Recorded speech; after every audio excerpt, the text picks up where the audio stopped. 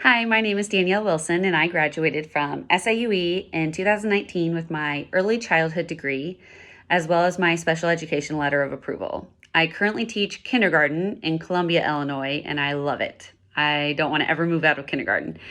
Um, Differentiation is a method that refers to the learning experiences that meet the needs of individual students.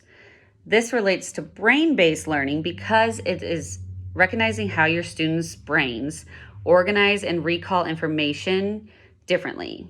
This, of course, relates to my teaching experience because I realize that not everyone learns the same way. Not everyone will process things the same way. So I need to take that into account when I'm lesson planning or when I'm helping students. I might need to do it a bunch of different ways.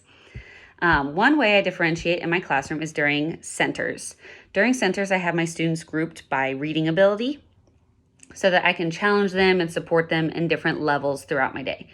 If I'm working with a reading group, it's easier for me and it's easier for the students to be around peers that are on the same level so that we can be working on strategies and little mini phonics lessons that pertain specifically to their level.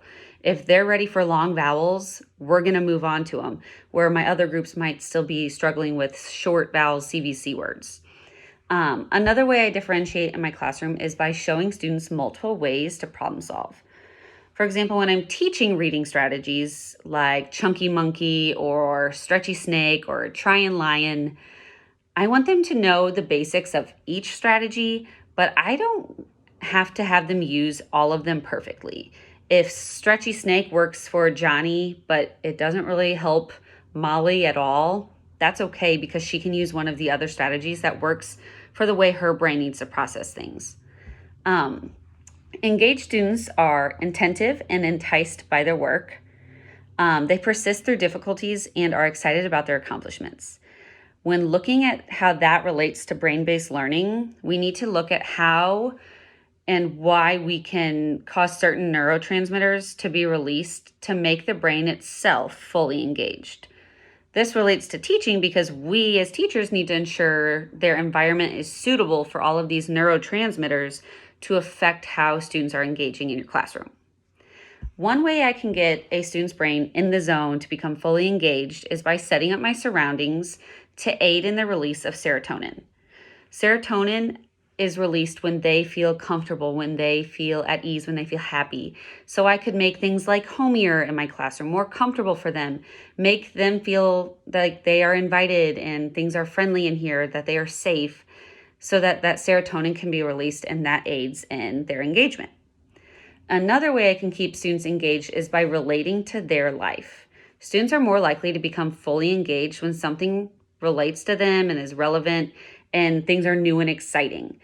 Both of these ideas keep their dopamine neurotransmitter active, which aids in engagement.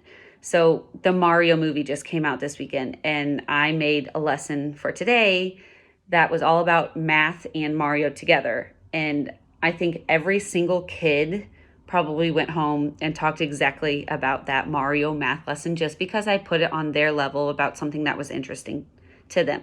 By doing that, I increased their dopamine neurotransmitter release. I think differentiation and engagement go hand in hand a lot of the time because if you're making things individualized and personal for each kid, they're more likely to be engaged and feel good in their learning environment. So both of these are super important, and both of these I strive to make in every single lesson that I have.